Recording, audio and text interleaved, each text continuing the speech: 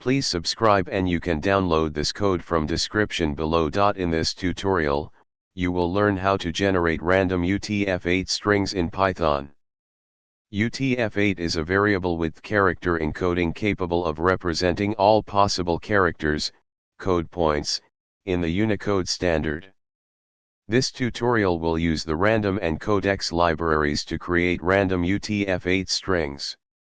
Before you begin, make sure you have Python installed on your system. This tutorial is written for Python 3, so ensure you have a compatible version. To generate random UTF-8 strings in Python, you can follow these steps. Here's a step-by-step guide with code examples. You need to import the random library to generate random integers and the codex library to encode Unicode characters into UTF-8 format. Next, you can create a function that generates random UTF-8 characters. This function will return a single random UTF-8 character as a string. This function generates a random code point between 0x80 and 0x10ffff, excluding control characters and ASCII characters, and then converts it to a UTF-8 character.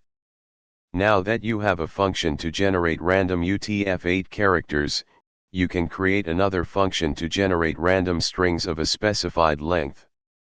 This function generates a random string of the desired length by calling the generate_random_UTF-8_char function multiple times and joining the characters together. Let's generate a random UTF-8 string of 10 characters as an example. You can change the argument 10 to any other integer to generate a string of a different length. In this tutorial, you learned how to generate random UTF-8 strings in Python. By importing the random and codex libraries and creating functions to generate random UTF-8 characters and strings, you can easily create and manipulate UTF-8 text for various applications. ChatGPT.